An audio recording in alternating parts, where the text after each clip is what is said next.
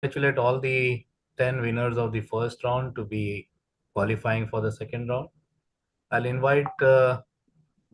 Sanjay Dhar, President of Bombay Orthopaedic Society, to welcome the judges and the candidates. Over to you, Dhar, sir. Good evening. Thank you, Ashok, and good evening and welcome everyone. It is my pleasure to welcome you all for this second round, which is sort of a semi-final of this exciting new event which we have started, which will ultimately culminate in the finals in Vairok, where we'll have 4 or 5 finalists vying for the Rising Star title.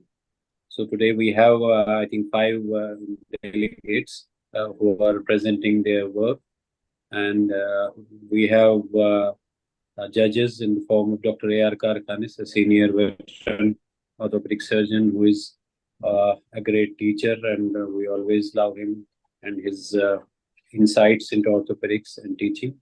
We have with us Dr. Sandeep Patwardhan, my good old friend. He's a well-known pediatric orthopedic surgeon practicing in Pune. He has consented to be here today for the judges, and we have as our good old friend Dr. Dhiren Ganjawala, who is be there as the judges. So welcome all of you. Thank you very much for taking your time and judging this event. And welcome to all the new delegates who are vying for this final round. And I hand it over back to Ashok for beginning the proceedings. Thank you very much, sir. Now I'd like to invite Dr. Neeraj Bijlani, Secretary of Bombay Orthopaedic Society, to introduce the candidates. Over to you, Neeraj. Yes. So today we have 5 candidates who have made it to the second round of the BOS Rising Star competition. There is Dr. Mudit Shah, who is going to speak on neglected lateral condyle fracture, current concepts. Dr. Rudra Prabhu, who is going to speak on lateral elbow tendinopathy, a review of the current literature. Dr. Sushant Srivastava, he is going to talk on 3D printing in orthopedic trauma, where are we and what needs to be done. We have Dr. Jeshwanth Netaji, he is going to be talking on TTO, tibial tubercle osteotomy in difficult primary complex and revision total knee replacement. And we have Dr. Sheenam Bansal, she is going to talk on brachial plexus birth palsy sequelae. With this, I hand over back to Dr. Ashok to start the proceedings. Thanks, Dr. Neeraj. And welcoming all the judges and candidates again. Let's start with the first candidate. Dr. Mudit, is your Wi-Fi set up? We can start with you.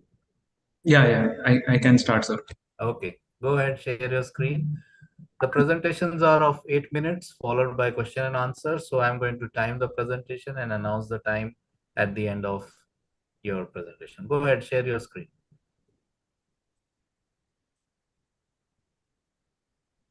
Okay, go full screen. Yeah, is my presentation visible? It's visible and you're audible. You can start. Good evening, everyone. My name is Dr. Mudit Shah. So today I'm going to talk about management of neglected lateral humeral condylar fractures in children and discuss about the literature review that has been published preferably in the last 15 years. So I'm going to discuss what is the definition of a neglected lateral humeral condylar fracture, what is the problem associated with these fractures and identify these problems, what are the current available solutions, and can we define an algorithm for treatment of these fractures? To define a neglected lateral condyle fracture, first we need to understand that an acute lateral condyle fracture is fracture which is less than 3 weeks old. A fracture which is 3 weeks to 3 months old is called as a delayed union lateral condyle fracture. And fracture which is more than 3 months old with no signs of callus formation is said to be a non-union or a neglected fracture lateral condyle. There are some papers which do mention 2 months old as the cutoff for calling a fracture neglected or a non-union. However, we are going to take the Sentinel paper from 1975 defined by J.C. Flynn, who said that more than 3 months old is where we consider it to be a neglected fracture. Now, the incidence defined in a systematic review of a neglected lateral condyle fracture is 1.4 of all lateral humeral condylar fractures, which constitute about 16 to 20% of all elbow fractures. Now, to identify the problem, we need to know that what history has been teaching us about this. So Flynn et al. In JPO 1989 said that we should not perform any kind of surgery when there's an ununited fragment in a poor position, as it probably requires major dissection. Roy et al. In 1991 recommended a functional reduction in which the lateral condylar fragment is placed in a position that yields maximum elbow motion, which we will come to later, what we mean by functional reduction. And Gaur et al. In 1993 suggested technique of making multiple incisions in the common extensor aponeurosis for aiding reduction, which means basically pie crusting and trying to aid the reduction to get a better position of the fragment. Now, this paper from International Orthopaedic Record 2015 from Thailand wanted to address whether we should repair any non-union of the lateral humerocondylar fracture. Now, this was a paper with 17 patients, and they said that osteosynthesis should be done for all children, not just for the pain, but for asymptomatic ones as well. Now, anatomical reduction is not essential, they said. A good position should be accepted, which is the functional reduction. Now, functional reduction means that if we have a non-union neglected lateral condyle in this position, we try to bring it in the most in a position where if we insert two wires and temporarily we insert two wires and we check the motion of the elbow on table, and if it is an acceptable range, which is generally mentioned to be around 20 degrees to 120 degrees on table, we accept this and fix it with a screw. The paper had actually 3 AVN pre-operatively, and they said that after we fix the fractures, the AVN has been corrected, and there was no AVN in the last follow-up, and the elbow joint incongruity was able. They were able to see some remodeling, in fact, in the elbow joint incongruity after fixation in these skeletally immature patients. They said in the natural history that if treated, deformity and instability can be prevented because they have seen that 28 months after injury, the elbow function gradually tends to decline. So neglected lateral condylar fractures is a double-edged sword. On one side, we have if we do a surgical treatment, it can cause a decrease in elbow range of motion or stiffness, and it can cause an osteonecrosis or AVN of the fragment. As we know that the blood supply to the lateral condyle is from the posterolateral aspect, and any kind of excessive dissection can lead to an AVN of the fragment. But if left untreated, it leads to elbow instability, reduced elbow range of motion. It can lead to some pain if there is more fragment proximal migration. And in long term, it leads to a cubitus valgus deformity, may or may not be associating with the tardy ulnar nerve palsy. Now, what are the currently available solutions? Management is controversial. I have gone through a lot of literature from India, China, from Korea, and Italy.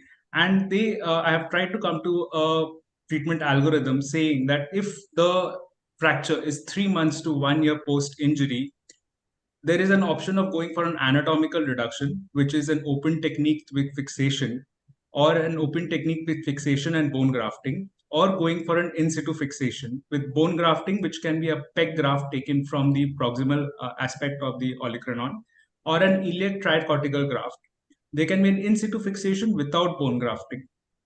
Now, ulnar nerve anterior transposition with or without corrective osteotomy for cubitus valgus can be used as and when indicated, but generally they are not seen 1 year within 1 year post injury, and they are more of a late complication. So, if the only problem with the patient is a lateral bump with a normal nerve in no instability and good ROM, probably a non-operative or an observation can be done. If there is a good range of motion with a deformity which is acceptable, but there is an instability, it will require osteosynthesis that will improve the elbow stability and probably reduce the pain during heavy work. It prevents any deformity and a tardy ulnar nerve palsy. However, any osteosynthesis is associated with a chance of a stiffness and AVN if there is too much of dissection, and it might lead to non-union, specifically if not done in the most appropriate way. To correct the deformity, if there is a deformity which is severe, the ROM is fair, but there is an instability, then it requires osteosynthesis with correction of the cubitus valgus.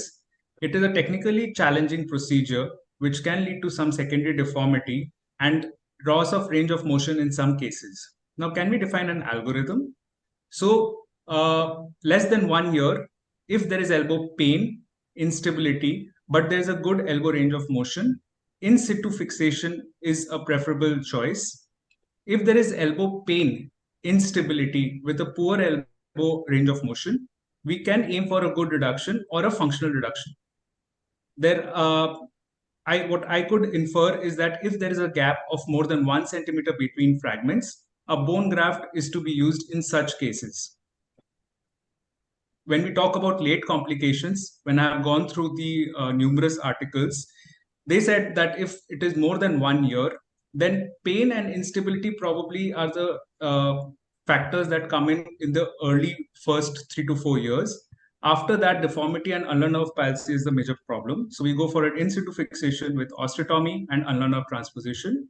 However, if deformity and ulnar nerve palsy is the problem, then we go for an osteotomy and ulnar nerve transposition only. What are we lacking? Most papers do not have a homogeneous study population. Neglected song 5 has not been addressed in most of these papers when the fracture is completely rotated and displaced. There are only 450 cases of neglected LHC that have been reported till early 2022, and no study has a mean follow-up of more than 5 years. There is no clarity on use of bone graft as a mechanical or a biological agent, and most papers do not assess the grip strength in the functional assessment of late neglected fractures.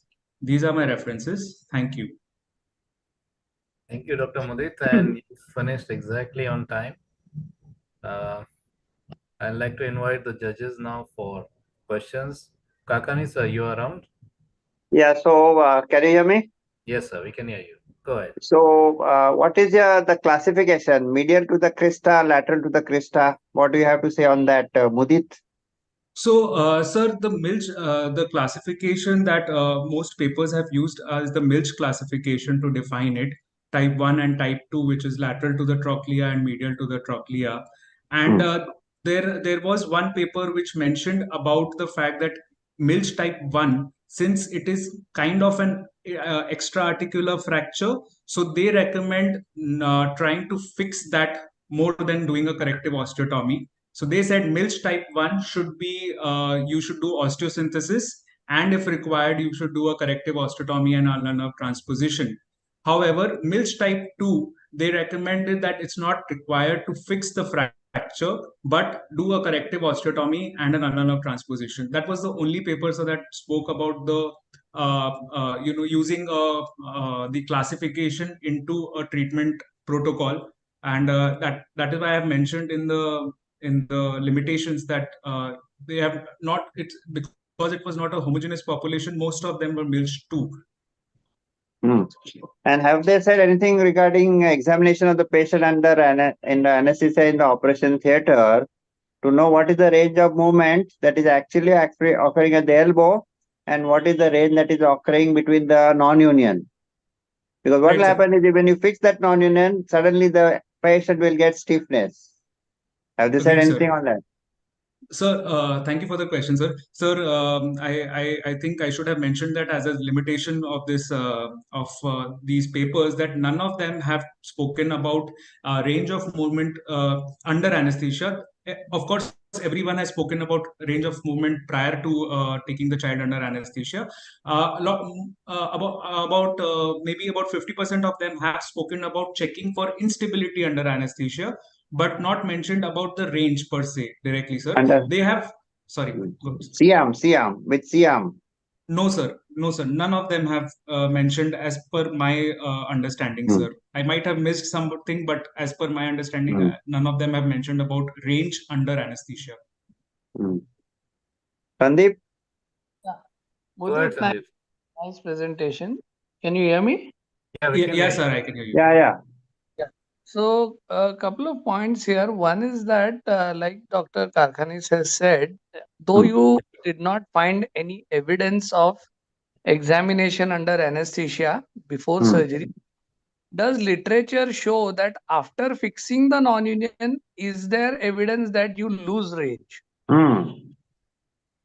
Because yes, sir. very often with our experience and my whatever understanding is there, when you have a non-union of the lateral condyle with valgus, there is a drift and there is actually a 20 to 30 degree flexion deformity, which is Correct, sir. unmarked when you get it corrected. And that is manifest when the treatment is over. It's not actual loss of range. It was always there, but it is not picked up. People think it is full range of motion. There is always a Agreed. flexion deformity if you bring it into axis. So after fixation, how many cases in these papers lost range of motion? So, sir, what I understand is that this was due to the range at the non-union site. I mean, the trick, there was a trick range at the because of trick range at the non-union site, so that once we fixed it, it was kind of visible, or it came into purview at that point of time. So there were two papers, one from, in fact, one from India by Dr. Agarwal, by Dr. Anil Agarwal, who said that after fixation, immediately there was no mention about anything on table, but in the post-op, he noticed that there was 10 to 20 degrees of loss of range. I don't remember clearly, sir, whether it was, I'm sorry, sir. In which direction? So in flexion, sir. So you lose flexion, what you are saying, or you Yes. lose full extension? No. So he lost flexion, sir. He lost flexion. So flexion deformity, according to him, improved, but he lost 10 degrees of flexion, if I'm not wrong. Okay. Okay. And you want to ask another question, sir? No, Dhiren sir can ask. No problem. Dhiren sir, you're muted. Unmute yourself. You're mute, sir. Yeah, Mudit, really wonderful analysis of the review of or the literature which is available on the topic. Now, based on that, can you tell us what are the directions in which the future research should go? So what are the gray areas where still literature is not able to give us guidelines? So one is, thank you for that question, sir. One, I think is there is not any clarity on when to use bone graft and when not to use bone graft.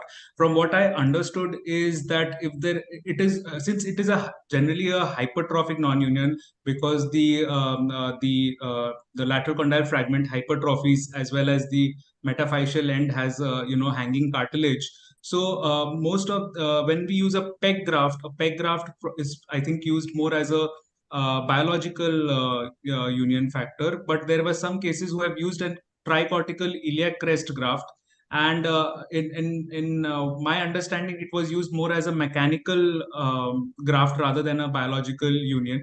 But there was not much there is not much clarity as to why that bone graft was used. And it is more, I think, as per the surgeon's choice rather than any defined literature. Mudit, there are papers from Japan who have talked about the size of the graft and the size of the gap and where you should use it. Yes, sir. Sir, more than 1 centimeter is when they said they would like to use it as a tricortical graft. But it's sir, not whether it is a peg, it's not mechanical. You need to reconstruct the lateral pillar for stability when there is fibrous non-union, which is long duration. Right, sir. If it is a short duration non-union with fragment in good position, just roughening the pillar and putting in situ screw also will heal it. Agreed, sir. Agreed. So you have to look at the duration and resorption. All non-unions are not hypertrophy. There is a lot of resorption of bone also when there is a drift. Right. So long-standing. Duration in India, when you say neglect, no. If you read the Indian and the Asian literature, our neglect means 4 years, 5 years also people come late. Right. Sir. Their non-union is 16 weeks, 20 weeks definition. Right, sir. Their graft is not needed. But our non-unions, when there is resorption with big deformity, if you correct deformity, there is a gap. Right. So that gap needs to be filled with bone if it is more than a centimeter. Right, sir. What kind of graft is immaterial, but you need to put, and it is only on the pillar. You don't need to do it intra-articular or metaphyseal. Right, Just sir. reconstruct the pillar. That is the philosophy. Yeah, and fix it, sir, and fix it with the screw. Correct. Thank you, sir. Thank you, judges. Dhiren sir, you are asking questions? No. Now let's go on to the next. Okay. So Thank you, thanks judges. Mudit, for the presentation and question answer session. Let's move on to the second candidate, Dr. Rudra Prabhu. Dr. Yes, Rudra, you can go ahead and share your presentation. yes, sir.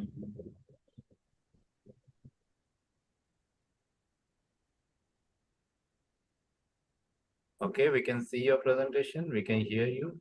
Go ahead. Okay. Good evening. My name is Dr. Rudra Prabhu. I thank the Bombay Orthopaedic Society for giving me this opportunity. My topic today is lateral elbow tendinopathy, a review of the current literature. So, what is LET? So, lateral elbow tendinopathy is basically a gradual onset degeneration of the extensor tendons near the site of origin. And the commonest tendon involved is the extensor carpi radialis brevis. Why is LET important? It is important because it can cause considerable social and economic burdens as people are disabled from working. Despite advances, there is still a lack of established standard of care, and there is a considerable population which remains refractory to standard treatment. The objectives of my presentation are to review the current literature regarding LET, to understand which non-operative treatments are effective, and to understand the role of surgical management. I have done a PubMed search and I've included original articles, randomized control trials, review articles, as well as meta-analysis. So is this condition degenerative or inflammatory?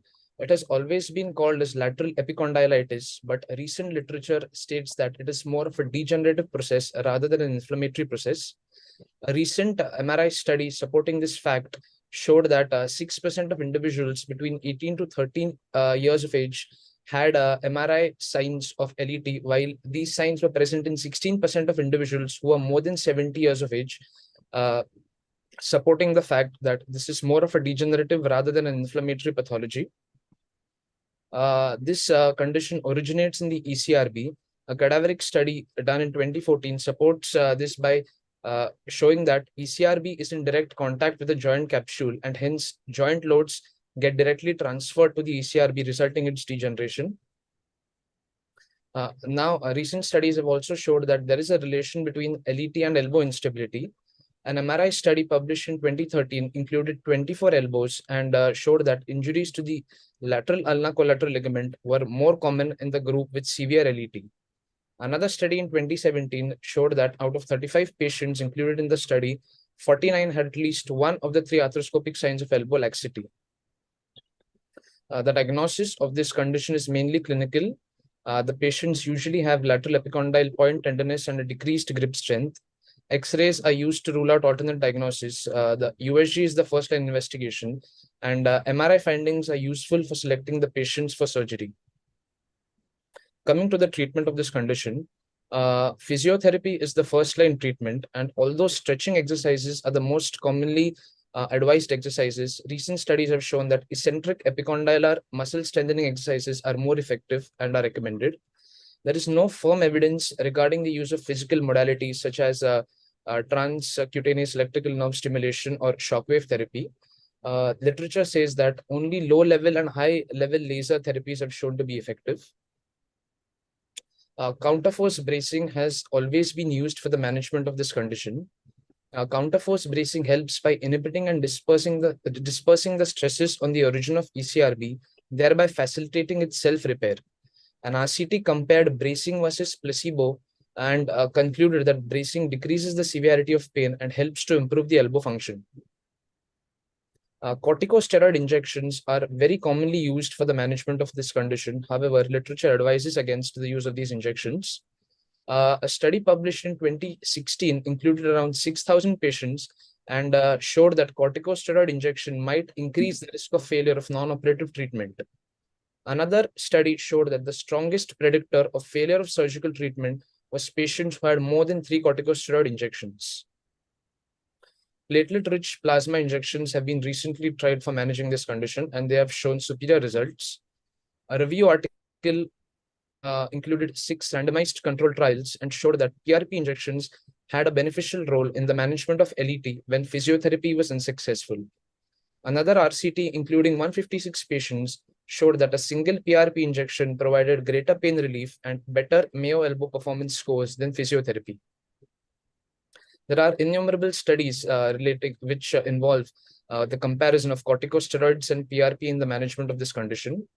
A double-blinded prospective RCT included 230 patients. It was published in 2013, and it concluded that good outcomes were noted in patients who were treated with leukocyte-enriched platelet-rich plasma. A similar study in 2015 included 30 patients and also concluded that PRP helps in biological healing of the lesion, while corticosteroids have short-term relief, but it is associated with tendon degeneration. This was a study which was carried out at our institute and published in 2022. It was a prospective triple-blinded study which included 64 non-athletes with LET. Non-athletes were divided into two groups. Half patients were injected with corticosteroids, where half patients were injected with PRP. The injection was given under ultrasound guidance, and the outcome measures used were the VAS score, DAS score, PRTE scores, and the hand grip strength. The study showed that corticosteroid injections had better results in the short term, while PRP injections had gradual but sustained improvement over the long-term follow-up. These graphs show the trends with the use of PRP and steroid. The blue line is the shows the VAS scores in the PRP group, while the red line shows the VAS scores in the steroid group. As per the graphs, there was improvement noted in both the groups in the initial period. However, in the long-term period, the VAS scores worsened in the steroid group, while they were still better in the PRP group. Similar trends were seen in the DASH scores as well as the PRTE scores. Autologous blood products have been recently used as well for managing LET. Meta-analysis published in 2016 compared autologous blood products and corticosteroids. It showed that autologous blood products were more effective at restoring function in the intermediate term. Another meta-analysis in 2015 showed that autologous blood products as well as platelet-rich plasma were better when compared to corticosteroids in managing this condition. However, there was no statistically significant difference between autologous blood products and platelet-rich plasma. The only issue with autologous blood products was that they were associated with more side effects. The surgery is less studied. However, it has a significant role as well in managing this condition. Surgery includes open, arthroscopic, as well as percutaneous techniques. A retrospective evaluation in 2016 comparing open and arthroscopic surgery showed that both techniques were highly effective for chronic recalcitrant LET. Another comparison in 2018 showed that open surgery as well as arthroscopic surgery both yielded good and comparable clinical results. A surgery which compared arthroscopic debridement versus platelet-rich plasma was published in 2017 in the Journal of Arthroscopic and Related Surgery. It was a prospective comparative study, and it concluded that arthroscopic debridement had better long-term outcomes in platelet-rich plasma. Also, arthroscopic surgery for tennis elbow is associated with significant improvement in the pain and functional recovery in the short term, as seen by a study published in the Journal of Shoulder and Elbow Surgery in 2014. A recent advance used for managing lateral elbow tendinopathy is ultrasound-guided percutaneous sternotomy, also known as UGPT. This uses the TX1 tissue removal system and is performed via 5 mm incision. It uses ultrasonic energy to remove the diseased tendon. Recent studies have shown that UGPT is safe and effective for chronic refractory LET, and it is associated with sustained pain relief and functional improvement at 3 years follow-up. To conclude, the first-line treatment for managing this condition is epicondylar muscle strengthening and bracing. If the first-line treatment fails, a PRP injection is useful, and it has better results if it is given ultrasound-guided. PRP stimulates repair by increasing the local concentration of growth factors, while corticosteroids mainly target the inflammation without modifying the natural course of the disease, and hence they provide improvement only in the short term, while PRP has long-term sustained relief. Surgery is to be considered in patients who have no response to conservative treatment and want a faster relief. However, the uncertainty regarding the surgical procedures should be informed to the patient before providing them with this option. Thank you for your patient listening. These are my list of references which I've used. Thank you, Dr. Rudra. You took around 30 seconds more to finish your presentation. Over to judges for asking questions. Karkhani sir, you can go ahead. What is the importance of exercises? Because you see, a patient comes with tennis elbow, and I have a personal experience, level 5, not published. But moment you start giving them TheraBand exercises in my clinic, at that moment, almost 60 to 70% of the pain is gone. And if they do it at home, they never come back with this. I have not given injection either PRP or what is that, steroids, surgery left alone. So what is the literature on strengthening the exercises? That is very important.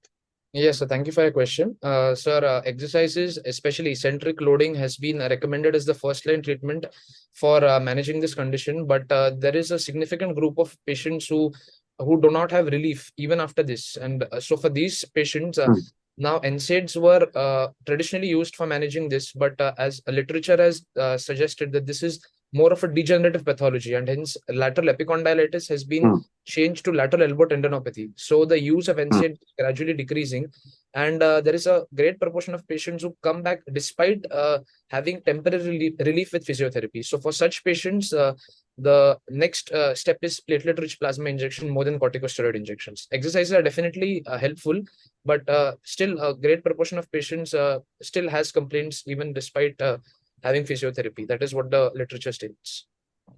So what used to happen is that I used to play tennis for as a tennis captain of Grand Medical College, and I had a tennis elbow. That time we had those heavy rackets made up of wood, you see, where John Bogg used to play that time.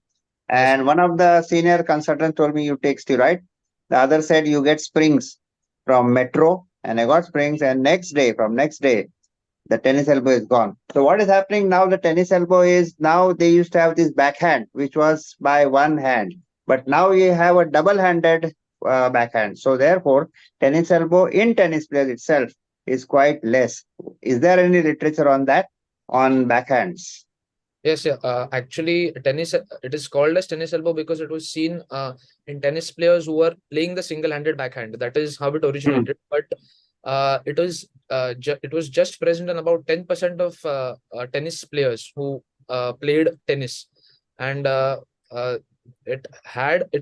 origin was because of this condition, but it is present in a lot of non-tennis players as well. And yes, that is regarding the term. What is the incidence of women to men? You find a lot of housewives do come with tennis elbow. And there are a lot of people who are manual laborers who have tennis elbow. Now, these two are two different entities. What is the literature on that? Yes, sir. Especially in females who have a lot of household work, like they perform a lot of household work which involves stretching of the elbow muscles, and so that is why it is more in mainly household wives as compared to when you consider males to females. Otherwise, there is no significant difference when we consider gender. No, not that way. What happens is they have extensively weakness of the extensor carpi radialis brevis, the women, whereas the manual laborers have been working and therefore they have a different entity. So these are the ones who will respond to either steroids or PRP, whereas the women will respond to strengthening exercises. So what is the difference in the literature on that? Sir, manual laborers, exercises may not help. Anything on that as compared to women who are housewives? So I did not find any specific literature regarding this exact point, but mainly this condition is commoner in females who are working more as a part of more housewives, basically more common in housewives as compared to females who are involved lesser in household activities.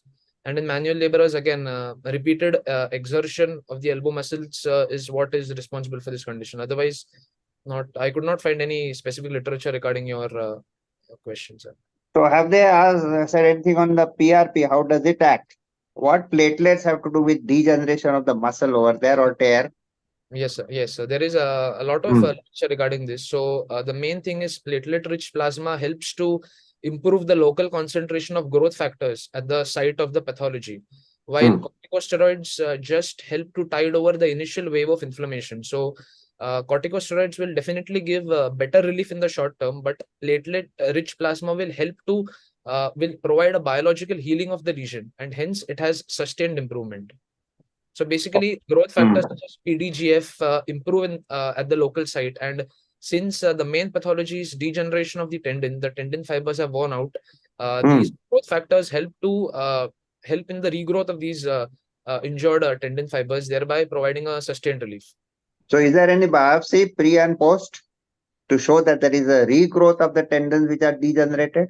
So there is not a biopsy, but there are USG guided studies which have shown that with the Ah. use of corticosteroids, the No, not steroids, PRP. yes, sir. There are comparative studies using USG which have shown that long-term at a long-term follow-up of 2 years, the wear and tear of the ECRB origin was worse in the corticosteroid group as compared to the PRP group. The PRP group had a better healing of the ECRB tendon. A biopsy study, I could not find a biopsy study, but definitely USG guided studies are there. USG, okay. USG has been done at a follow-up of 2 years, which has shown a better healing of the ECRB tendon in the PRP group as compared to. Okay, Sandeep. Sandeep, you are mute. Couple of questions to you, Rudra. Yes, sir. First is that outer side of the elbow pain is commonly called as lateral epicondylitis or tennis elbow, as you were saying. But there may be other etiologies like proximal radial synovitis, radial nerve synovitis, or some other nerve entrapment syndromes. Yes, sir. So we are focusing too much on treatment, assuming that it is a degenerative tear in the ECRL, ECRB. Yes, sir. So what does literature have to say on proper diagnosis of what is actually the cause of the outer side pain and what is the pain generator there? Why does degeneration cause pain? Because unless there is inflammation, you don't get pain. Yes, sir. So thank you for your question.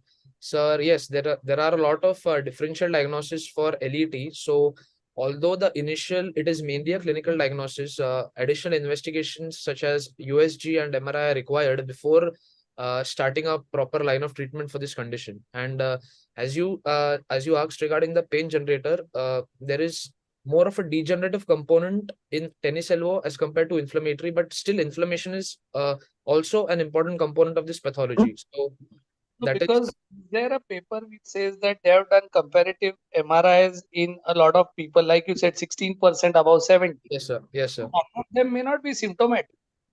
No, All the people have bad looking knee X-rays, but they don't have pain. So all the patients. Understand? So Yes, when the patient comes for pain, how is one certain that we are there? So do you recommend that every patient should undergo MRI? No, sir. So first of all, the paper which you just said, all the patients included a normal patient. So they were just seeing it as a normal finding in that population. And secondly, degeneration, when you say is the cause of pain, a lot of asymptomatic degeneration will also be there. Right. So if the degeneration is, then what is the pain generator? Because you are saying that there is evidence which says that healing is the long-term results are better. Corticosteroid is a short-term analgesic effect, anti-inflammatory effect, after which you should do physiotherapy for strengthening and healing. It is a temporary form of pain relief. That's all. Yes, sir. It's not like as if steroid is healing the lesion. It is giving pain relief. That's all. Yes. So if it is purely degenerative, from where does the pain come? Yes, sir. It is mainly degenerative, but there is still some component of inflammation which is involved. So that might be the source of pain in this condition. Okay, forget that. Second question is, tell me that are there any PROMs, patient-related outcome measures? What is the patient satisfaction by after all this? Because most papers are written by surgeons who do those procedures, and they always are biased to writing out good results. Nowadays, more and more emphasis is laid on patient-based or patient-related outcome measures. So did you find any papers which say that a satisfaction study was done amongst patients who have undertaken, say, steroid or exercise, and what was their what are the outcomes of those kind of papers? Yes, sir. So most of the papers have used outcome measures such as the VAS score, the DASH score, and the PRTE score, and the use of hand grip strength. In my search, I could not find any specific paper relating to satisfaction, but mainly there has been improvement in the VAS scores, DASH scores, and PRTE scores with PRP as compared to the use of steroids. Okay. These are the scores which have mainly been used in most of the papers relating to this topic. Acha, you have not made a mention of the Cousins test, how reliable it is for diagnosis? Yes, sir, it is definitely reliable because the main diagnosis, it has a sensitivity, I think, if I'm not wrong, around 60 to 65% of sensitivity. But the main diagnosis of this condition is clinical. And it is definitely an important test to do for diagnosing this pathology. Now, there is a paper long time when I used to take clinics in Cooper Hospital for PGs, and that is biopsies were taken of the tennis elbow, and that was in a JBJ's British. Yes, sir. And they really found no inflammatory cells in that area. So, what is the recent literature? Have they found any inflammatory cells? No, sir. The recent literature states that the cause is fibroangiomatous hyperplasia. That is the term which is used. Inflammatory cells have not been found, but there is still no paper which is stating that there is no amount of inflammation which is involved in tennis elbow. It is So more that of a therefore it becomes redundant to give a steroid. Yes, sir. That is why steroids are, even though they are commonly prescribed, that is what the recent literature is saying, that they cause more harm than benefit. So the trend is towards not using steroids, although this is something which is very commonly used in practice. But the current guidelines are moving more towards PRP and autologous blood products rather than the use of corticosteroids. Okay. Yeah, Rudra, you really Dhiren? explained. Yeah, you really explained well the mechanism of how the PRP works. Yes, sir. So that's a growth factor. Can you tell us something about how autologous blood injection works? Yes, sir. Thank you for your question. So autologous blood products also have a similar role like PRP, because it is also something which is PRP is also prepared from the patient's own blood. So similarly, autologous products, the only thing is there is more cost which is involved in the preparation of PRP.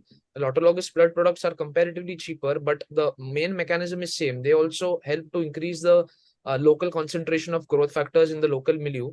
The main growth factor which is involved in the use of PRP is platelet derived growth factor, while other growth factors such as fibroblast FGF is mainly seen with the use of autologous blood products.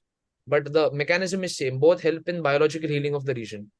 And yes, sir. And any comparison about the quantity of growth factor which are present in autologous blood or platelet-rich plasma? Sorry, I'm not aware of that. The quantity exactly, I'm not sure. Okay, thank you. Yes, sir. Okay, thank So you. nice, Rudra. Very good presentation. Thank you, sir. Thank you, Rudra, and thank you all judges for asking the question. So let's move on to our next candidate. Yes, sir. Yeah. So am I audible, sir? Yeah, you're audible, Sushant. Go ahead and share your screen. Yes, sir. So is the screen visible? Yeah. Yes, it's visible. Okay, sir. So a very good evening to everyone. I am Dr. Sushant Srivastava, and today I'm going to talk about 3D printing in orthopedic trauma. Where are we and what needs to be done? The topic 3D printing actually brings us to a mind of something as 3D or something which has printed. But that is not what it is. To tackle this issue and to know what exactly this problem is, we will see the history, introduction, uses in orthopedics, pearls of literature review, peek into the future, and finally the references. So just dwelling a little bit into what this is all about.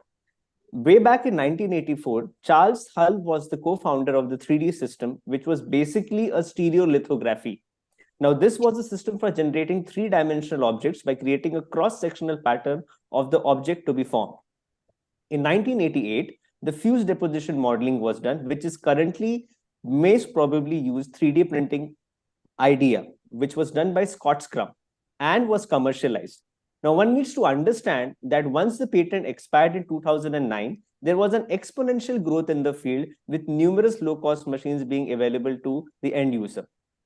So 3D printing is actually a rapid prototyping. The purpose was to create prototypes of industrial design in a quick and inexpensive manner. Additive manufacturing or layered manufacturing are the other terms for it. Computer control driven, and hence it's a very accurate procedure. Currently, various technologies are present. The use of 3D printing in orthopedics is for preoperative planning, 3D printed implants, prostheses, splints, external fixators, surgical instrumentation, and guides. And there are also 3D printed patient-specific instrumentation. Now, what are the aims in fracture treatment? One, restoring the congruency of the articular surface, maintaining overall joint stability, achieving correct load distribution, and gaining optimal joint function. Now, if you see a normal X-ray or a CT scan, which is done, the DICOM files are produced, which are processed through a mimic software. The segmentation of a region of interest is done. The virtual 3D model is prepared, which is converted into a STL file. And that STL file is used to make a full-scale 3D model. For an example, a case which we had done, this is the case illustration of a preoperative X-ray of proximal tibia fracture. This is the CT scan. A CAD model was prepared. And using a 3D printer, we got a model. Now, there are plethora of materials available in the market, but the most important one is the acrylonitrile butadiene styrene, or the ABS. Commonly, there are multitude of orthopedic conditions used where we can use the 3D printed models. So when we have so many things going around, what does the literature say? So a detailed literature search was done where key terms or Boolean operators of 3D printing, orthopedics, trauma or injury was used, where 815 results were found. Now, out of this, what majoritarily I found was there was a lot of articles in the last 2 decades by several authors. Way back in 1997, Kakul et al. Found that rapid prototyping might be useful for teaching and surgical planning. Brown et al. In 2003 reported 3D printing helped in surgical planning and in reduction of exposure of radiation. And in 2020, by Gorino, he said that there was an improved placement of accuracy of pedicle and pelvic shoes, and therefore decreased risk of iatrogenic neurovascular trauma. Now, there are 5 sentinel papers in this topic, which I have included. One is 3D printing and its application in orthopedic trauma, which is a technological marvel. This paper actually highlights the use of 3D printing in almost all possible fractures in the entire body. Another paper which talks about 3D printing applications in orthopedic surgery goes ahead and says about the planning and training, but also it addresses the large bone stock deficits which we have, especially for an example in this acetabular fracture. It also shows the versatility and effectiveness of 3D printing technologies. And the next paper talks about the 3D printed anatomical model, which is effective for the planning and performing the surgical treatment of complex articular fracture. It is also used as a navigation instrument, for example, in this Hoffa's fracture, where this model is used intraoperatively. The meta-analysis of orthopedic surgery and its application in traumatic fractures indicates that the operative duration, intraoperative blood loss, the intraoperative C-arm shoots, and there was excellent outcomes in a 3D printed model as compared to a traditional surgery. A review article done showed that the 3-dimensional printed technology can ahead go with the printing of customized human tissue organs, and this living tissue and organ analogs can be used ahead. Now, this is the current scenario where we have a revolutionized 3D printing technique where you have anatomic model printing, patient-specific instrumentation, and jigs. When all this is present, what about the future? So having a peek into it, patient-specific implants are going to be the norm in the years to come, where revision surgeries and critical bone defects will be present. Tissue printing like cartilage and bone are at the moment in the realm of research. Further developments need to be keenly observed. A peek in the future is a very interesting thing coming up called as the 4-dimensional printing. The 4D printing is going to use the same set of technology as the 3D printed model. Only one-dimensional is allowing the printed part to change the shape over time in response to specific environment. And smart materials are going to be used to create self-reconfigure proteins, tissues, and organs. But how will all this come into play? There needs to be a partnership between the government, doctors, engineers, healthcare workers, patients, and the public. One of the most important and glaring examples of this partnership is BETIC in IIT Bombay, which has been doing this since the past 10 years, wherein many patients having defects in the bone, malignancies, trauma are actually getting a 3D printed model done, made, prepared, and then being used. So what are the pearls of wisdom? The benefits of 3D printing include extreme flexibility to customize the shape, increased intricacy, complexity of manufactured products, elimination of assembly steps, waste, and inventory reduction. But as always, there are a few disadvantages. Any new technology includes cost and lack of data. both of which are important to the economically strapped and litigious medical field regarding custom medical implants. Patient-specific 3D implants a new technology to successfully treat a variety of pathologies in the orthopedic surgery. These are my references. Thank you very much.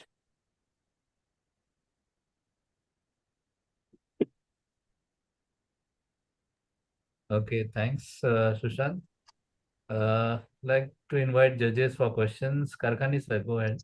So this must be particularly useful for acetabular defects, is it not? Yes, Most sir, of the for papers. Yes, yes, sir. and Majority, fractures of the acetabulum. fractures of acetabulum, sir, also for used in cases of intra-articular fractures like proximal tibia, cases of floating knee, and there have been papers where they have used it in intra-articular fractures as well, apart from acetabular fractures or bone defect fractures. Yeah, so most of the papers must be on the defects which are there in acetabulum where you require revisions or where the acetabulum is deficient, either superiorly or medially, is it not? Yes, sir, but that is just a component of 3D printing.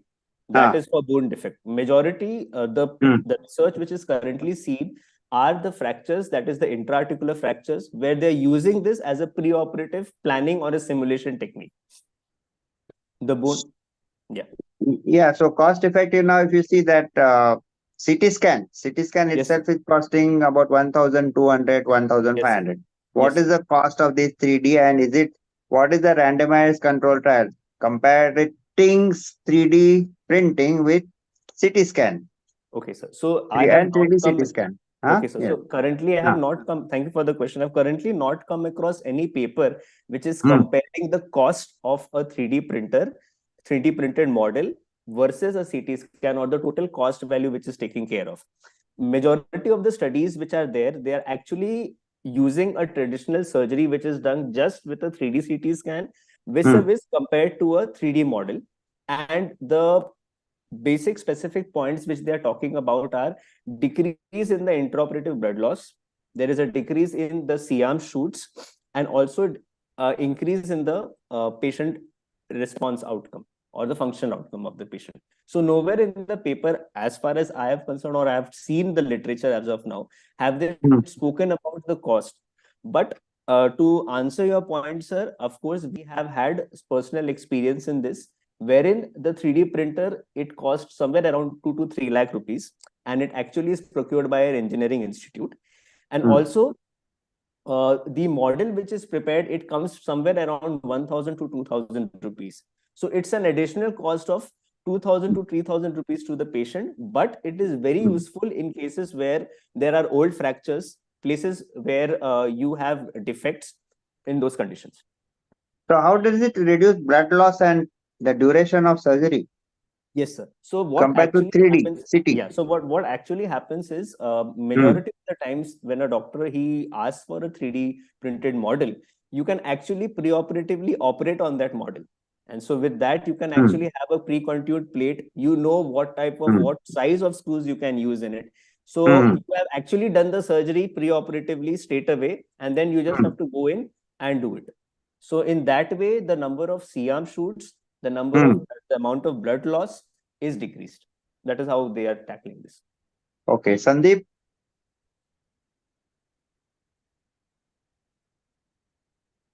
Sandeep Patwardhan? Yes, sir. Sorry. Bol na. Sushant, good evening, sir. presentation. Thank you. Good evening. Just a little, see, I agree that this is a very interesting and a new surgeon aid. Yes, sir. For it's like simulating the surgery preoperatively on table on a model. Yes, what sir. is the time lag between getting that model made and doing all this vis-a-vis operating on the patient? Because as you are wasting time and money and expense, because we are talking of applications in trauma, Right, sir. not tumors or reconstructing defects. Right, sir. So in a trauma surgery, in a periarticular or an intra-articular comminuted fracture, okay, what is the time frame? What does literature say that how quickly do you get it? That is first question. Second is, I assume most of these papers are funded researches by either engineering institutes or 3D printer makers.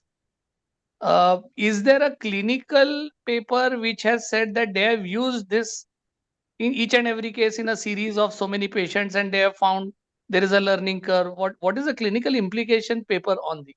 Right, sir. Thank you, sir, for your question. Coming first to your question of the time lag, sir. Now, as you have rightly pointed out, sir, any intra-articular fracture or a peri-articular fracture or anything which comes vis-a-vis to the general term of trauma, it needs to be tackled as soon as possible, which is absolutely correct.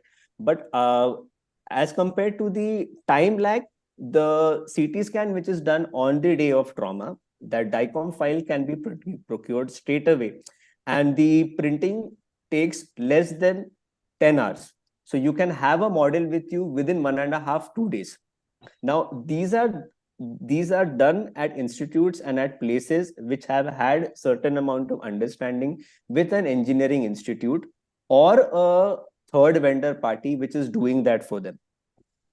Also, coming to the point where how much it is going to make any difference or how well this is going to be an unbiased study. So there are many studies, sir, which actually there are papers from Hong Kong, there are papers from South Korea and China as well, where the department itself has a 3D printer with them. And they have actually gone ahead, done this and clinically shown with their papers as to how beneficial this is. Secondly, coming to the point of fractures which need immediate consideration or immediate operative thing which needs to be done. So the only point of me presenting this paper was to actually sensitize the population that there are printers which are giving us the printed models within 6 hours. There are small printers as well. You can have something called as a miniature 3D size model, wherein you just see what is wrong. You can actually pre-operatively just do a half an hour or a 45-minute simulation on it, and then just go into your OR straight away. Because as it is, as we go from X-rays, there was no CT scan before.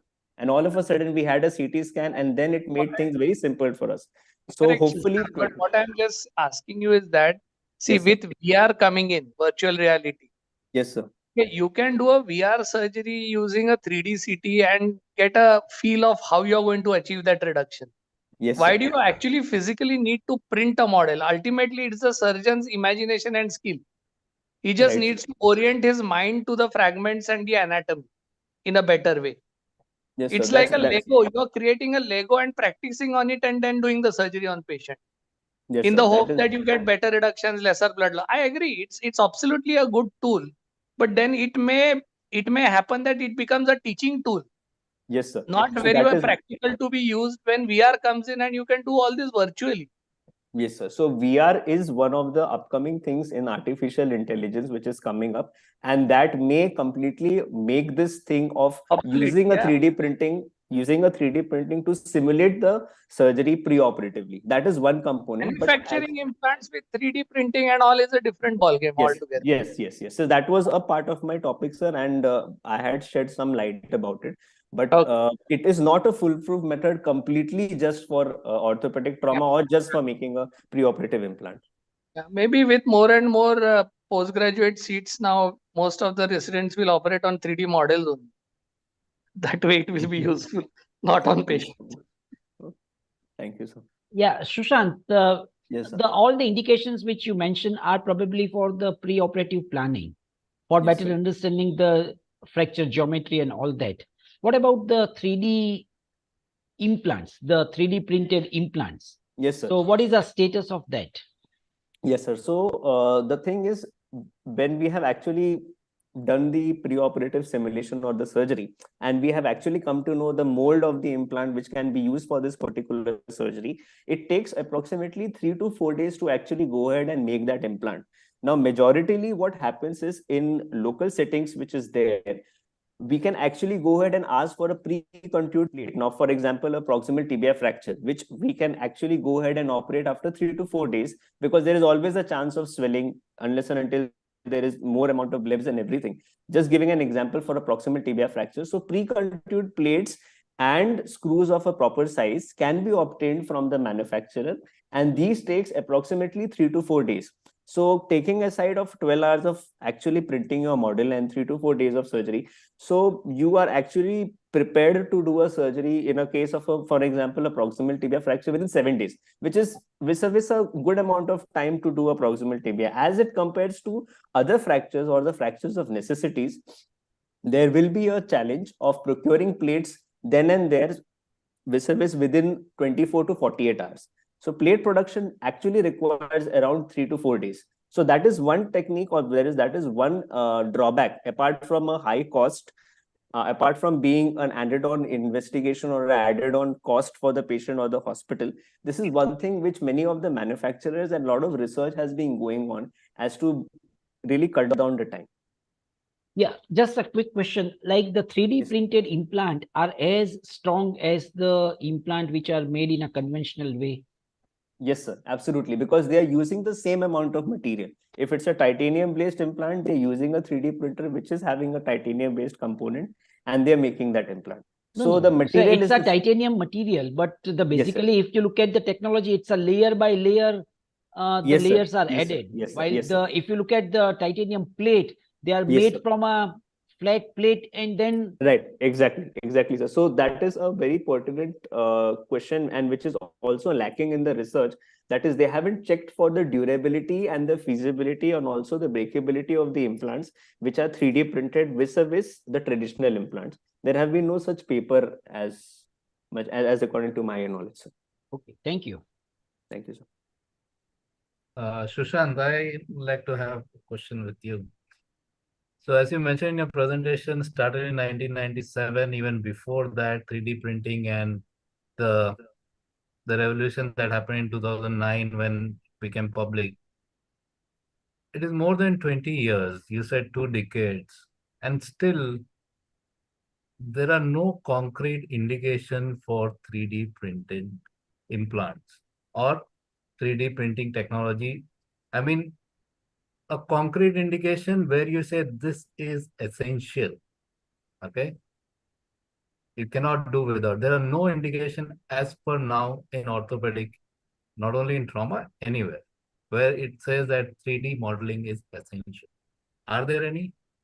If they are not, then are we not putting too much of things into something that has not borne fruits for even after 2 decades? Thank you for the question, sir. I knew, sir, this is one of the drawbacks of this study, because the problem is there are not enough, I would say, there are a lot of papers which are actually giving you results which say that it's better in a few components, but there have not been a cultural change in totality to actually say that this is a necessity. So this is one of the things which is upcoming for sure. And this is one thing if it is upcoming for 25 years, I will have to think about it. Yes, sir. Actually, I still see papers about new in novel 3D printing and future, which are the same titles that you used to see in 2007, 2009.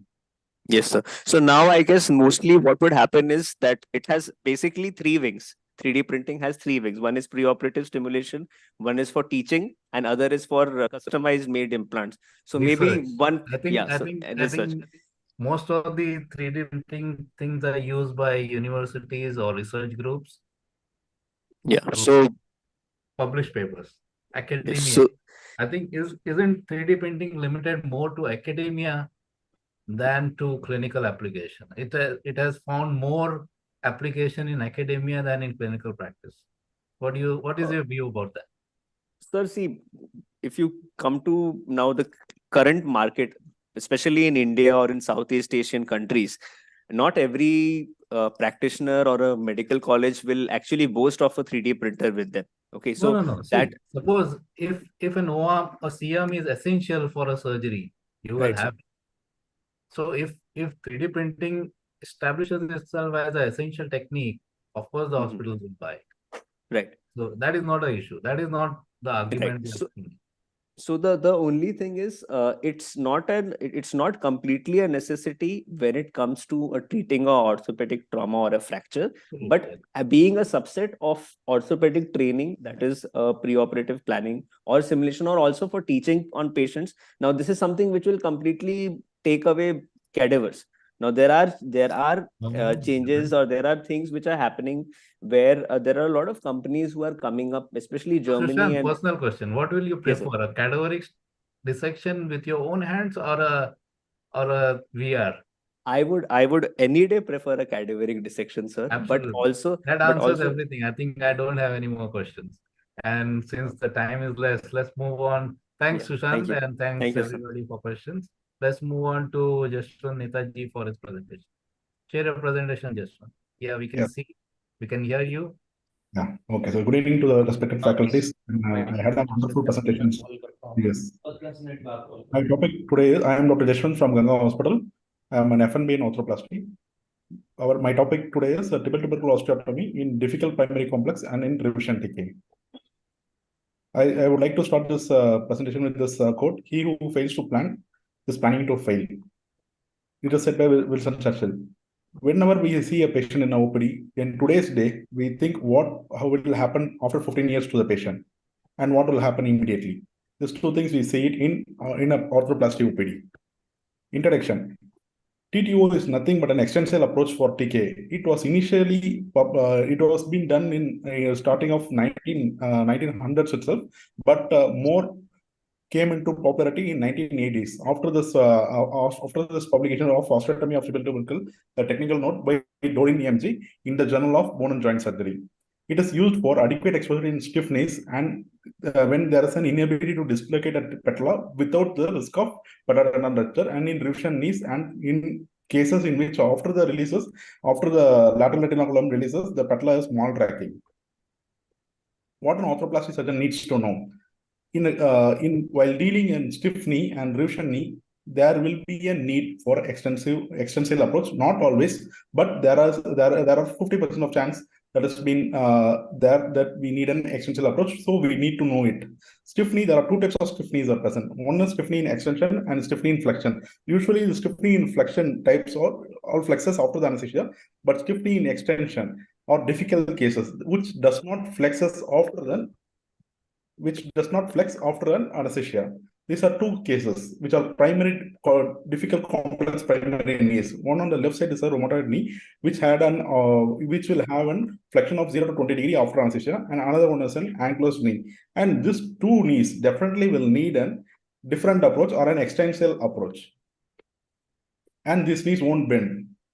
The impact of stiff knee in extension. The stiff knee in extension is totally a different biomechanic, totally different. It has 4 components for stiff knee in extension in common. There will be adhesions between the patella and propria, obliteration of the suprapatellar pouch, scarification of the muscles, and shortening of the rectus.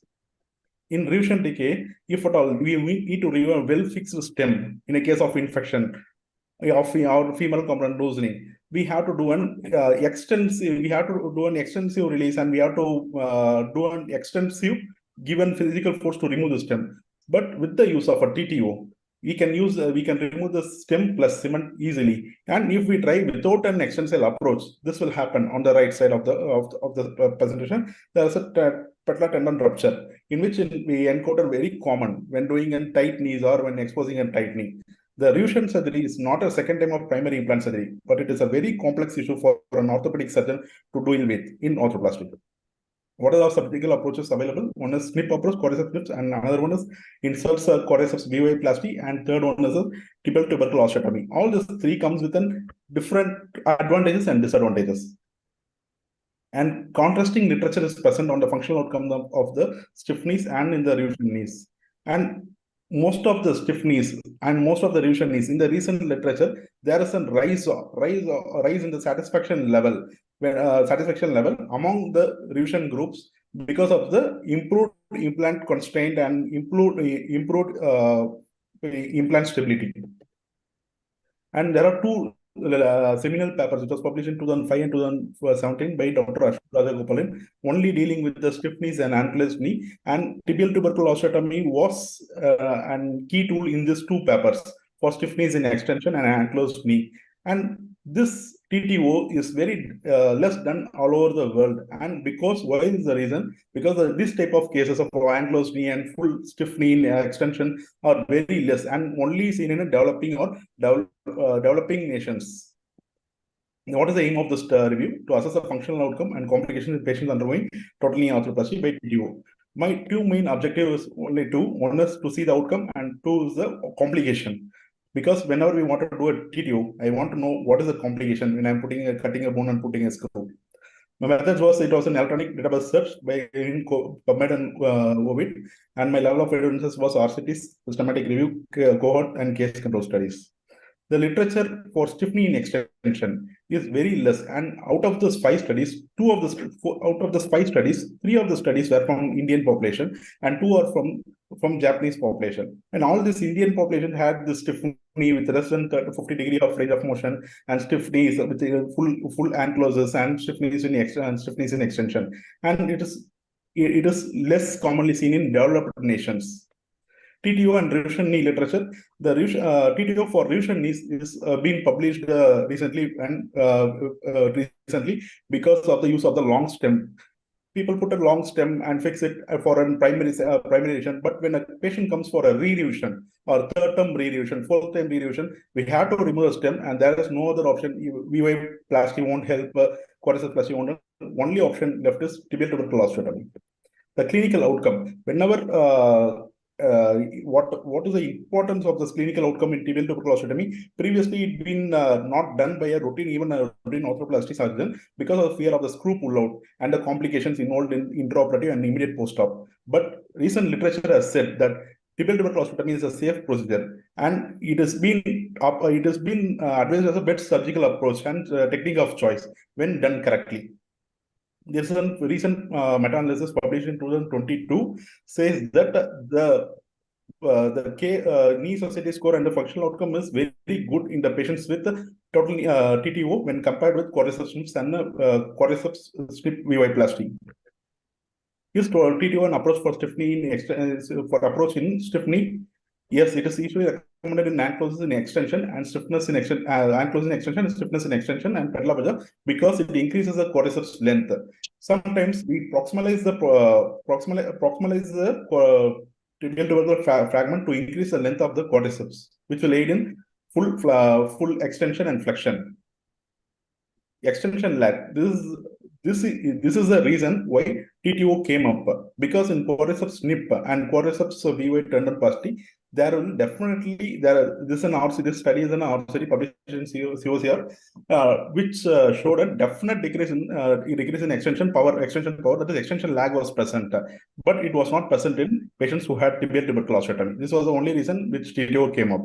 TTO-related complications are majorly intraop complications or tuberosity fracture, metaphyseal fracture, and MCL injury.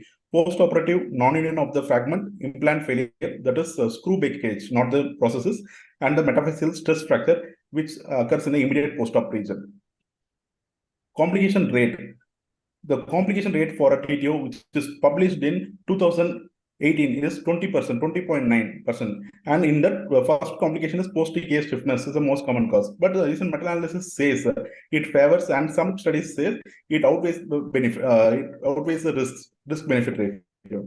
What is the conclusion? TTO is a valid and safe option in stiff knee extension and revision TKA without compromising the power of extensor apparatus.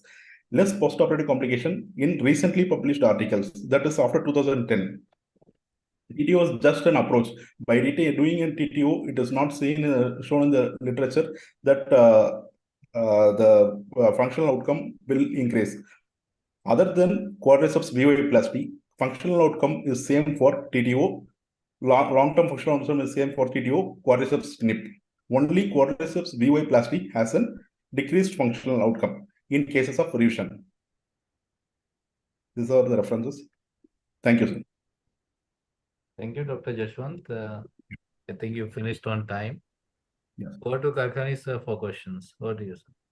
Jeshwanth, good presentation, but the last line that you said that there is not much of a difference between tibial tuberosity osteotomy and of the quadriceps snip, then why do that in the first place? Sir, it was in the long-term follow-up, sir. It was in the long follow-up, at 3 years, 5 years follow-up. The functional outcome doesn't make a difference. But the patients who recent RCT says that the knee extension lag is not there in patients with TTO when compared with quadriceps snip and quadriceps VY plasty, because quadriceps snip or VY plasty requires a brace in the postoperative period for healing of the tendon to tendon healing. In TTO also we give, but it is for very short duration of 4 to 4 weeks, sir. So does the literature say that after you do the tibial tuberosity osteotomy, and when you put all the implants, is it possible that the tibial tuberosity osteotomy will not come into that place? It might go proximal to what the osteotomy is because of the implant and because of stiffness. Yes, And sir. along with that, do you require quadriceps snip or a VY plasty to bring the tibial tuberosity back into place? No, sir. Proximalization of the tibial tubercle fragment will While suturing, while fixing back. Yeah, proximalization of the tibial tubercle fragment will effectively increase the quadriceps exertion, sir. It is described in the literature for proximalization of 1 centimeter. It will increase the quadriceps excursion, sir. And we don't do a quadriceps snip along with an TTO because it will bring more damage to the extensor apparatus. Jeshwanth, Agreed, but if it is Karkhani in sir, bola. sorry to interrupt. I had the same question. If there is a fixed length of the quadriceps, which is shortened and your knee is stiff in extension, right? Unless you change the joint line itself, that means you are taking your femoral cut too proximally. How does one achieve length to get flexion? Otherwise, what Dr. Karkhani says that tuberosity is going to move up, or you have to lengthen the quadriceps proximally. Yeah, we move up it, sir. Move it up. So you have to move it up, no? So it is not anatomical fixation again, or then femoral joint line is going up. No, sir, we are not. We have to proximalize, sir. So that's what, it doesn't go back to its original place. So it doesn't go back. We have to proximalize it. Sir. So what are the implications of that in the long term on the biomechanics of an total knee replacement? Because you have changed the insertion. Yes, sir. We have changed the insertion. That will also cause equal lag because patellar tendon is now shortened and lax. Yes, sir. Jeshwanth, what I am trying to say and what Sandeep is saying the same thing, that if there is a quadriceps contracture in extension, when you do a tibial tuberosity and when you put the implant, everything is going to be short. So what is happening is that tibial tuberosity may not be able to be sutured at that same site of the osteotomy. In which case, is it possible that it may go into non-union and all those things because it is not in its printout fixation footprint? No, sir. No, sir. When we do a tibial tubercle osteotomy, only the medial what side does is... the literature say? This seminar is for literature, not on your experience. What do they say? Yeah, they say 10% of non-union is there, sir. No, but proximal. Whether it is possible, you can't fix it in the same site. That's what we are worried about. No, fix How much proximal does it have to be fixed? Whether it causes loosening of the patellar tendon, that means infrapatellar part of the patellar tendon becomes flaccid because you have moved it up in attempt to gain flexion, and whether that lag has any effect on the long-term biomechanics and survivorship of the knee. No, sir. Literature, I haven't found that long-term outcome, sir. Because most of the published literature, maximum published literature is 15 years by Dr. Ashok. In that, it has not been mentioned, sir. But it has been proximalized in all the cases in which they have mentioned. Yeah, you have to. It is mentioned, sir. I didn't find literature because stiffness in extension, the total number of articles which I found was 5, sir. We saw that 3 of them are Indian and there is no long-term study. Yes, sir. So I want to ask you, Jeshwanth, that why is it that we have got Indian things that is happening for tibial tuberosity, whereas thousands and lakhs of revisions are going all over the world? They have not had this type of exposure for those cases, except for India and the Southeast. What is happening in the Northern Hemisphere? No, the Indian literature. The literature which I said for Indian subcontinent is for stiffness in extension. The other recent publications for Russian TKR for stem removal, they routinely used tibial tubercle osteotomy, sir. Tibial stem removal. Sorry, can you just repeat because some call came for me? Yeah, sir. Actually, the Indian reference which I gave is for stiffening in extension, sir. Correct? Yeah. The tibial tubercle osteotomy is widely being done in revision total knee arthroplasty in Western for removal of the long stem tibial well-fixed long stem, sir. It has been used, sir. So what are their results? The results is good, sir, when compared to quadriceps snip and quadriceps plasty. The result in terms of KSS and KFS are good when compared to quadriceps snips and quadriceps plasty. So that is case series level 4 or level 1 RCT was it? What is it? Level 3 evidence, sir. It's a retrospective studies. Okay.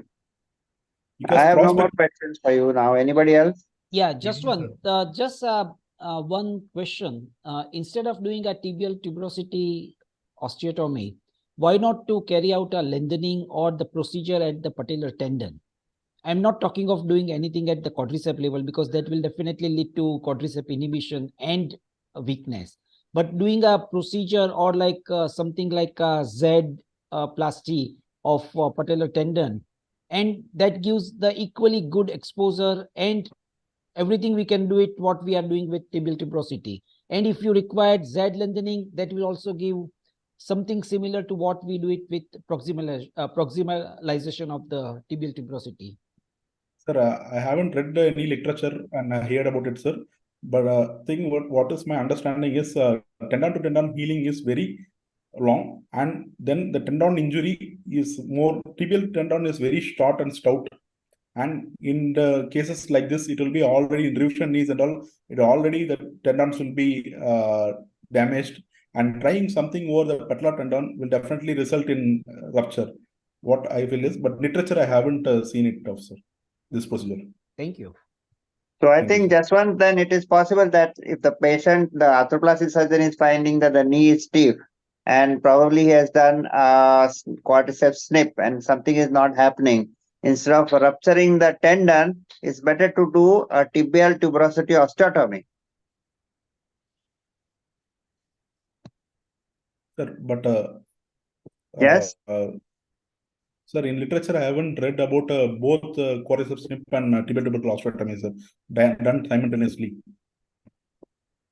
You mean to say that blindly you should do a tibial tuberosity osteotomy without even trying the quadriceps snip? In the literature, I'm not talking about your experience because this is on literature review, no? What do you say? No, sir, I didn't find out like that, sir. Protocol. Okay. Thank you. Thank you. Dhar, sir, you have any questions? No, that's all. Okay, so thank you, Jeshwanth, for the nice presentation. Thank you for the viewers and thank you. Let's move on to next candidate, Dr. Sheenam Bansal. Please share your screen. So we have Stri Shakti now today. Yeah. Nice. Yeah, we can see your presentation. Go ahead, making it full screen. Yeah, we can see it. Okay. I'm presenting on sequelae of brachial plexus but palsy. Yes. Go ahead, Sheena. Brachial plexus but palsy is the flaccid weakness of the upper limb that occurs as a result of traction to the brachial plexus. Its incidence is 0.4 to 4 per 1,000. Incidence has not changed despite an increase in rate of C-section.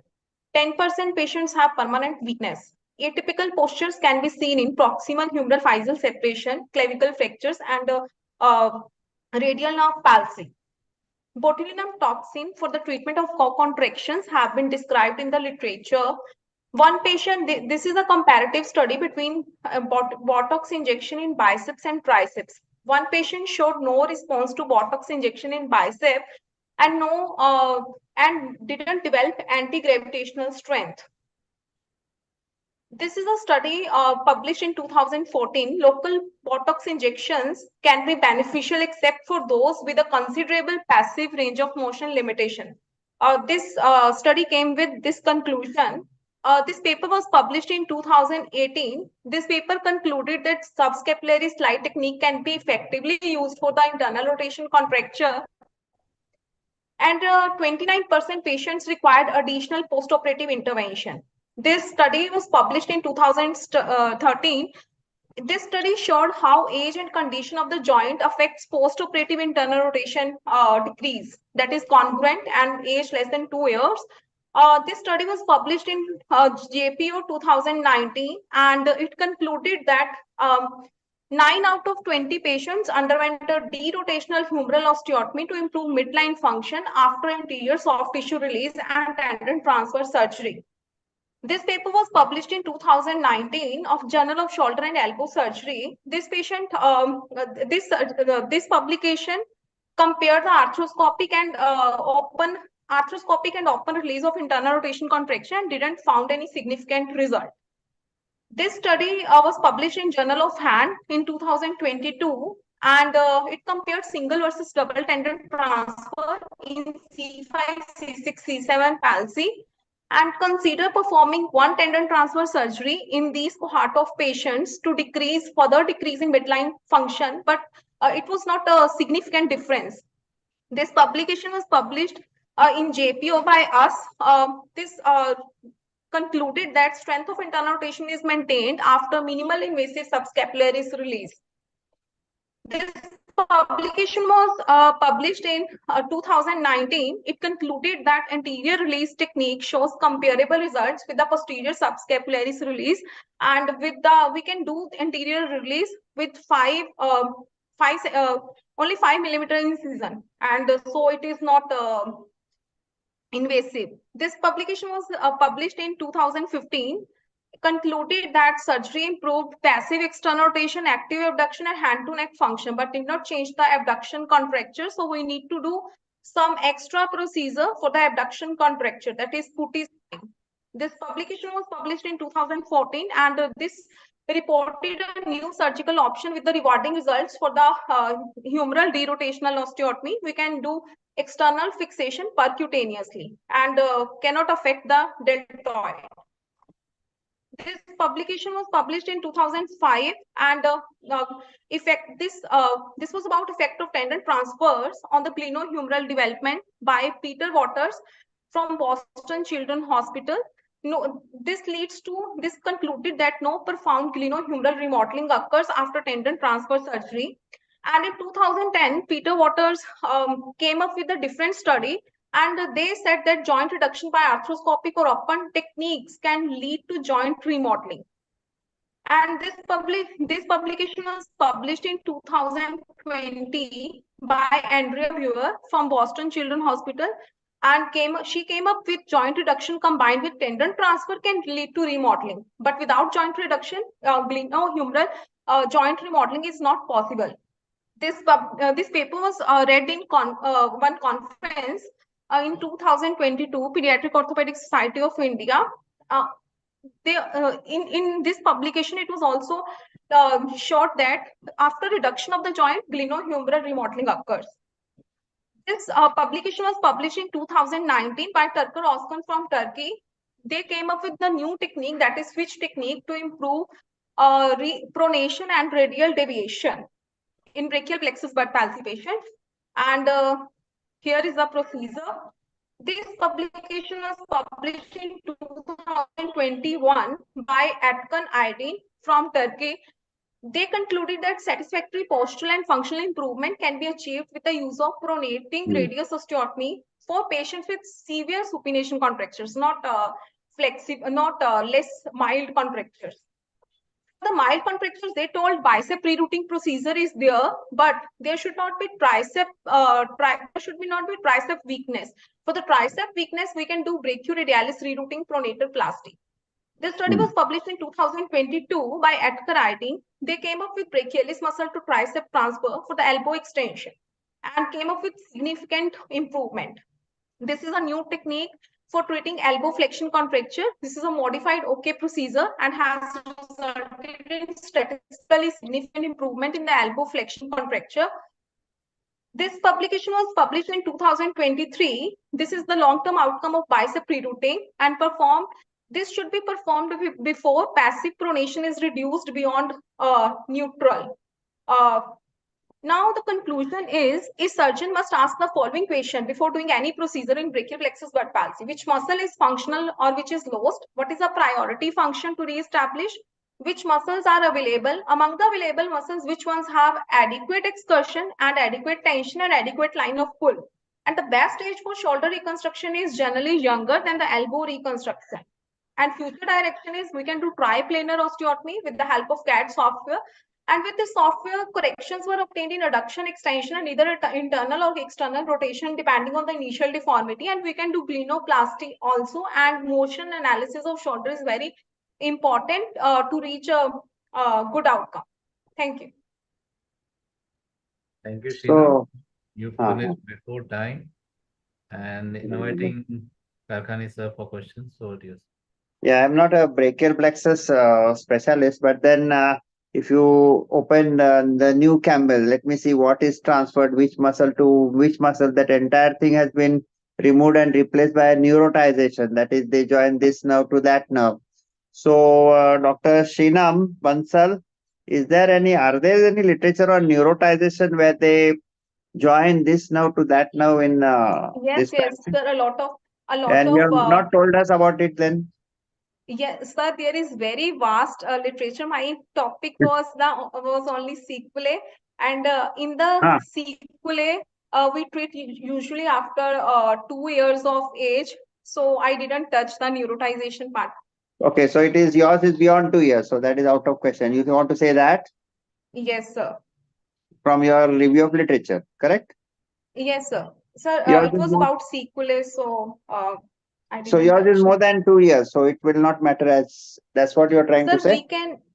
We can relocate the joint and before that age so that we can prevent the glenohumeral deformity and any bony deformity. But nerve procedures are mainly done at the age of 6 months, 9 months, or till 1.5 years. Correct. So your review is beyond 2 years, so it doesn't matter here, right? Okay, Yes, sir. thank you. I have no further questions because I'm not a brachial plexus specialist. Sandeep. Yeah, Sheenam, a lot of papers you presented. I think there were too many papers, but I couldn't get a coherent message out of the whole review of literature. Because a lot of papers were just talking about new techniques, a new way, a minimally invasive way. More than that, what is the philosophy of either preventing or treating a contracture? One, does early soft tissue surgery result in remodeling or it doesn't? Because you gave two contradictory papers. Okay, one is where Professor Waters has said that it doesn't remodel, so you do the bony procedure. Whereas you are saying subscap release is remodeling. And the follow-ups are so small that no logical conclusion can be drawn yet on this whole thing. So long-term papers with authorities, I found no as a compelling message coming out of that for even a pediatric orthopedic surgeon from the literature as to this is what we should be doing. So what do you have to say about that? Sir, Peter Waters has two papers in 2005 and 2010. In 2005 paper, it is explained that before relocation of joint, if we are doing only soft tissue procedure, before relocating the joint, it will not lead to remodeling. But in 2000 paper, they proved that if we relocate the joint, in 2005, there was not a relocation of No. joint done. Read those papers again. When you do early surgery and relocate the joint with soft tissue, because at 2 years, there is no dislocation. It is still dysplasia with a contracture. Once you release the soft tissue and the joint sits back, does the glenohumeral articulation remodel? Is the question. Which later on he says it does not, so you add a glenoid osteotomy because it does not remodel. That was his opinion. That is why he started doing tendon transfer with the osteotomy simultaneous rather than like DDH, you do a reduction and the acetabulum should improve. Whereas this is his contention was it doesn't improve, so add the osteotomy if the glenoid is retroverted. Now, simultaneously, you are publishing with Maulinbai and saying that subscap release minimally invasive, and you are saying that it does remodel and there is glenohumeral remodeling. And there is not enough follow-up for you to say that. Sir, 5 years follow-up is there. Yeah, so till maturity, you'll have to prove that if there is remodeling, then do you think we should not be doing osteotomies? What does the What literature means say? I didn't, that's what I'm saying, it's conflicting. What is the recommendation? Do we do an osteotomy or we don't? Sir, we should relocate the joint along with the soft tissue procedure. Exactly. not, So if we relocate the joint with soft tissue, in spite of dysplasia, you say that the glenohumeral articulation will remodel and you don't need an osteotomy, correct? Is that what you're trying to say? Sir, please, can you repeat? Yes, Sandeep, please repeat. Yeah, I'm just asking you, if we suppose there's an internal rotation contracture in a child with a trumpet sign positive, and Yes, on sir. radiology, the glenoid is dysplastic and the head is not dislocated, but it's looking backwards. Now I Yes, do sir. an anterior release, I do an Yes, anterior sir. release, and I do a tendon transfer. Yes, sir. Will this joint remodel and I don't No. need to do an osteotomy, or it will not remodel and I need to do the osteotomy? Sir, it will not remodel. We need to do osteotomy. Okay, that is what Waters said. Yes, sir, in 2010. And your paper, you are saying that it does remodel.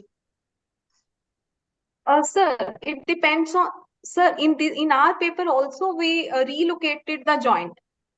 Correct. Relocation But of the question joint can be. is the joint remodeling? If there is glenohumeral dysplasia, you have not done osteotomy. My question is, does the glenohumeral joint dysplasia remodel once it is located and the soft tissue balance is restored? Sir, remodeling will only occur if there is relocation of joint, either by osteotomy, either by closed method, or either by any method. Dhiren bhai, I think I'm not clear. I think I'm clear in my mind what I'm asking. Yeah, okay. Whether you can Sheenam, frame it better for her. Yeah, Sheenam, I just had a feeling that you mentioned so many articles. So my understanding is that when there are so many procedures for a problem, that says that none of the procedure is really effective. Is it what you understand and conclude from your research? Sir, I concluded that there should be examination should be very good. If we examine and we define that there is mild supination contracture or there is a rigid contracture, in rigid ones we can do osteotomy. In flexible ones, like we have two things. If there is tricep weakness, then we have to do this procedure. If there is no tricep weakness, then we need to do this procedure. So our examination skills should be very definite in case of brachial plexus palsy. If we are doing any procedure in that kind of in any kind of particular muscle weakness, that procedure would not will not give good results from this paper. Okay, thank you. Thank you. Thank you, sir. Thank you, Sheenam, and thank you, judges, for all the question and answers. So that was the final candidate, and we come to an end of this event today. I'll just like to thank our sponsors today. I'll share the presentation. So Mayor and Orthopaedics had sponsored the event today, Jointes and Neurolax. And we'll also like to invite all of you to Viroc this year.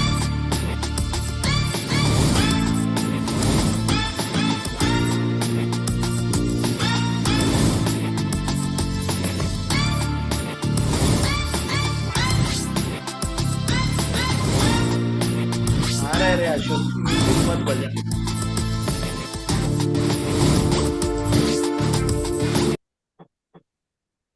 Yes, sir. So thank you, Dr. Sanjay Dhar, Ashok Shyam, for inviting me and others for this symposium and being a judge on this. It was very interesting, and it was a nice thing for these junior people to do this research and come to some conclusions. Yes, like non-union of condyle and tendinopathy and 3D printing and tibial tuberosity osteotomy and brachial plexus. Very good. I think it is Sanjay, I think I have to Yes, sir. congratulate you for introducing this some very new concept.